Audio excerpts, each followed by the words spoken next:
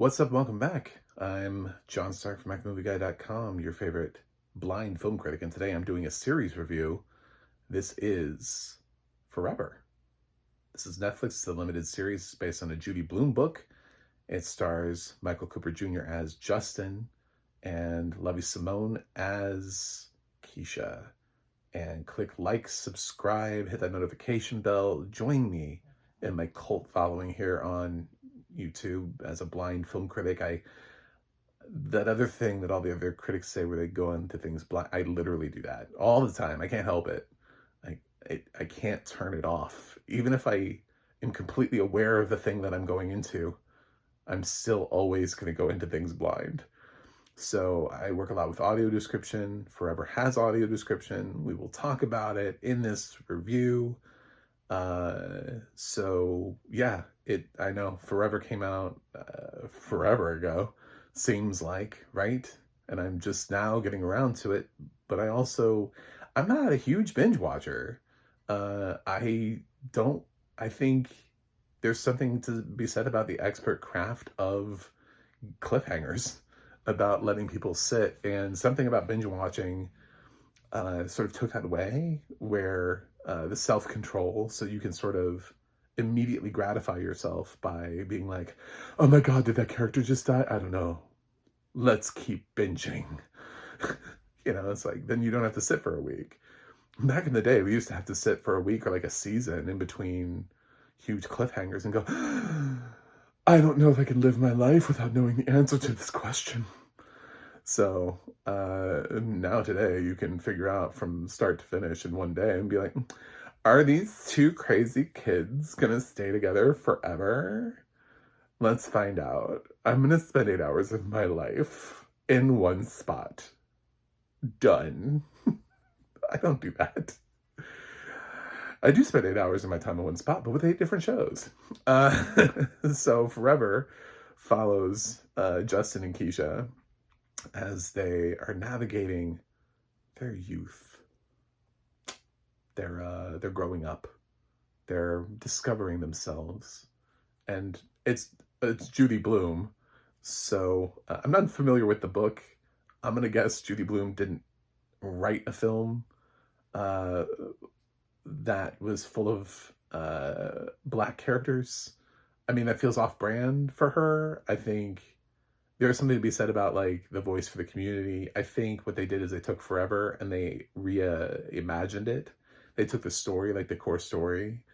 I would have a little bit, I'd have a lot more questions for Judy Blume. I'd be like, how did you know, like, to write this when it's not yours? Like, as a white film critic, I also am like, this is a predominantly Black cast. I think probably entirely Black cast, but again, I'm blind, so I don't know. There might be some white dude walking around in the background. I don't know, but yeah, it feels like one of those things where you're just kind of, you want to make sure that the community that's represented in the thing has a voice in the creation and the creative process. Regina King is a producer here, so I think they probably just took the source material, flipped it, and now we have Forever. And I think that's great, because I think the story resonates with anybody. Like, you could do this with any group population. It's just a story about two kids who are at this sort of point in their life where they find each other, fall in love. Keisha has a backstory that is very timely because she allowed herself to be filmed in a sex video that she shared with her boyfriend, who shared it with one of his friends, and then it went viral among their classmates and peers. And while the show doesn't go into sort of like the legal ramifications of doing something like that, it talks about doing that and at least addresses that from sort of a realistic perspective of what could have happened to her ex-boyfriend Christian. And instead, Keisha is so embarrassed by it that she doesn't want her mom to know, so she changes schools.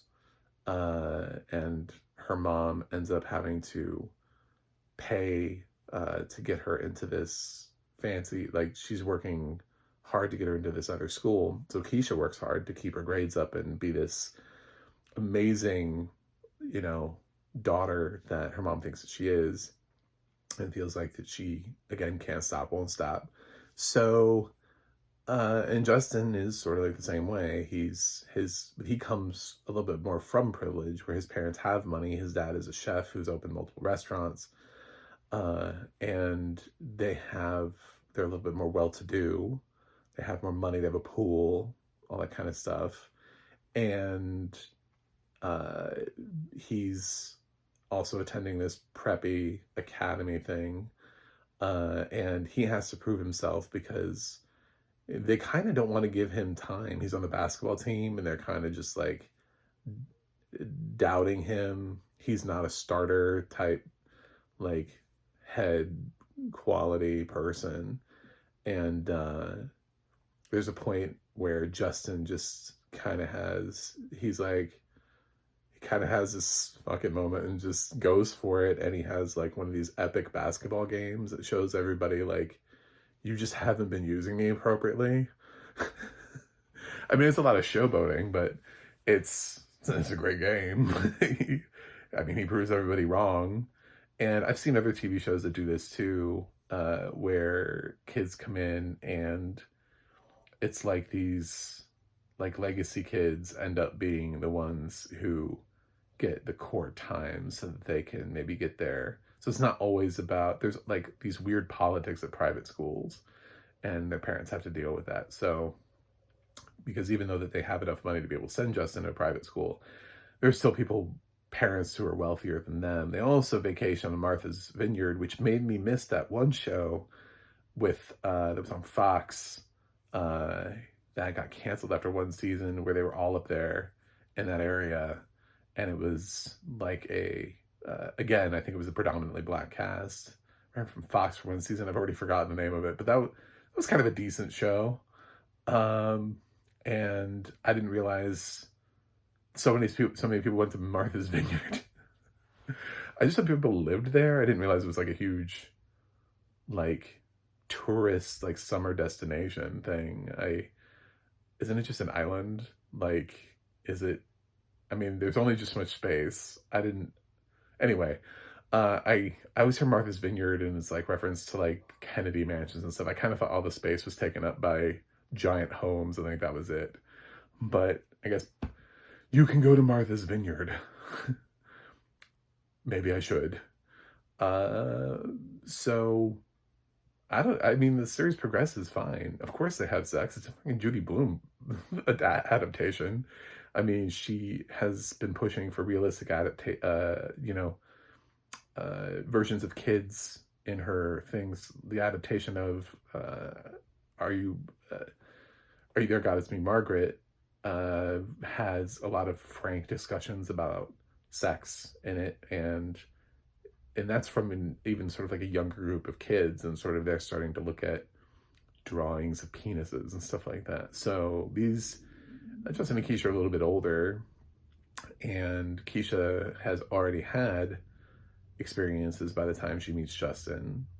So naturally, this kind of becomes that. So if just the concept of teenagers having sex bothers you, then maybe this isn't the show for you. But I would say a lot of shows aren't the show for you. They're of the age where we've been depicting teens having sex for years.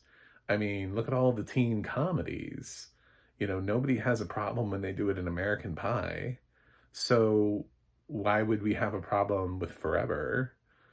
So it's just like, I'm sure there's someone out there who's going to have an issue with it, but this is a nice consensual relationship between these two adults, and it's really about Keisha finding Justin, and Justin is a gentleman who sort of helps her find the confidence that she needs to move forward. Ultimately, Forever is about two people coming together at the right time in life, which may seem like the wrong time in their life, because oftentimes when you meet somebody in high school, it's not the person you're going to be with for the rest of your life, but it may be still an impactful relationship that will still last with you forever. I think that's something that's captured really well in this series. So will or will they end up together at the end? You're gonna have to watch the series to find out, unless you read the book, in which case I guess you would probably know the answer to that question. But I definitely think you should watch this. Are there any negatives? The only negative that I had is that I feel like Justin's mom was poorly shaped in the beginning. She comes across as the kind of character that you're supposed to hate, sort of like villainous reasons. Like, she's not given enough range or depth, and everything she has is like rage monster, and she seems unnecessarily bitchy. Yeah, I'm gonna use that word to describe a woman. I'm sorry, but that's the quickest way to get to the end of this. She does. But if you watch the series as it grows, her character gets developed. But in the beginning, she is very one note. So the first couple episodes, I was like, who the f- is this woman? What is her problem? Just like every scene she's used as like some sort of like harbinger of doom. She doesn't have any nice things to say. She's always just like reprimanding people. And I kept wondering, I was like, what is her problem? Are we gonna get like a backstory about how she was traumatized as a child? And she and she just like wants to suck all the joy and happiness. Are they not in a happy marriage? Like, what is her? No, she just isn't featured well enough in the first couple episodes because she ends up being sort of a thoughtful, uh, understanding parent who's just overbearing. And yeah, you're going to be like, well, you're not a Black mother, so you wouldn't know. And it's like, actually, by later in the series, I did understand. I did understand her character a lot more. The thing is that for the first, like, I would say 3 episodes, she very is much one. She just comes in and delivers punishment, or she says no to things. Like, that's her whole character, her whole dynamic. She doesn't really get to have a give and play relationship. She's all work, no play. And as the series progresses, you get to see more of her later, and she seems like a more well-rounded character. And I wish we had seen more of that from the beginning, because there's a reason here. So Keisha's being raised by a single mother, and she doesn't have siblings. She does have like cousins and stuff that she goes and sees, but her whole thing is this mother-daughter story, and her mother's overworked. So she has this different dynamic with her mom. And I feel like when you're going to put those two dynamics against each other, you're immediately going to compare the characters to their mothers. Now, Justin also has a father that he gets to have a relationship with, and I think that's sort of unfair because Wood Harris plays the dad here, and he seems awesome, like, all of the time, and is just chill and understanding. Like, he's letting the mom be, again, a rage monster without really ever getting into it himself. So, yeah, it's sort of it's sort of like an unintentional consequence of just the show is not shaped around the moms, but you're also drawing a parallel between them. So there's going to be a comparison. And if you don't know that going in, if you don't watch it, then what you're doing is Justin's mom ends up coming across as being kind of a crazy person right off the bat that you're not here for. Like, I'm not. But by the end of the run, I was like, oh yeah, okay, she's fine. But I do remember thinking that for the first couple episodes, I was like, who is this? And what's your problem? Can we medicate you? Like, I kept wanting like Justin to like run away from home or something. I didn't know where they were gonna go with her character because I hadn't read the book. It's like, what is it? She's way too much. She's doing way too much here. So that's literally the only negative. I thought the representation of everything else. They talk a lot about sort of the fear of Black mothers sending their Black male children out into the world, and interactions with the cops. There's an excellent scene where Justin thinks he's about to be pulled over, and has, because it's been stressed upon him so much in his life from both of his parents, how not to get shot by a police officer. He has, this like traumatic experience that ends up being nothing. But for him, it's like this huge, like, oh my God, this is what my parents have told me. I'm going to die right now. And I'm sure that's true for a lot of people, and that's been explored in other shows and in other films before, where we've seen that. Notably, The Hate U Give sort of touches on this sort of thing. So I I saw a lot of that. I saw a lot of how people see others, and um, how there's something that I think his mom says to him about how, about being like sort of like 10 steps ahead. You can't just be good. You have to be great. You have to be better than everybody else. You can't just be on the same level. You have to surpass them. And all those are like sort of sad realizations, but it really is the world that, again, a lot of people like me have set up. So it's like, yeah, if you want to reach the top, you have to get, you know, you have to be beyond the best. You have to be above reproach. So the parents are just sort of relaying their fears, which come from a different generation. And hopefully, as we keep moving forward, each generation will have a better experience. Although, looking at the world, I don't think that that's actually a thing. Maybe it's really slowly incremental. I mean, there is something to be said from where we are now to where we were hundreds of years ago, but I still don't think we're in a great place. I think, the generation coming up is going to continue to make content like this because it's representative of the world they grew up in. So we're going to be watching stuff like this for some time to come. Um, but at least this is a good series. The audio description on it is fantastic. I love the fact that it doesn't shy away from sex or saying what things are. Uses the term blowjob just straight up when that happens. It's yeah, it describes everything as is. It doesn't sensationalize it. It's not horny, which is what I liked also, because like the description for Bridgerton is almost like a little randy at times. Forever realizes it's dealing with kids, and probably a lot of adults are going to be watching this. So it just kind of says what things are and how they are, and also hopes, much like I think we did with Adolescence, the kids were watching it. I don't think anybody was watching Adolescence. It was a kid that we didn't make them watch Adolescence. That's a different story. Uh, we made them watch Adolescence, but kids might watch Forever. They might. It's totally possible. So I think this speaks to them and reaches them with language that they would use, which is important because if you're trying to get them to understand a story, even blind kids, yes, there are blind kids out there, and there are blind Black kids out there. So I have to talk about everything, all of this kinds of content, because there aren't other blind YouTubers doing film and television.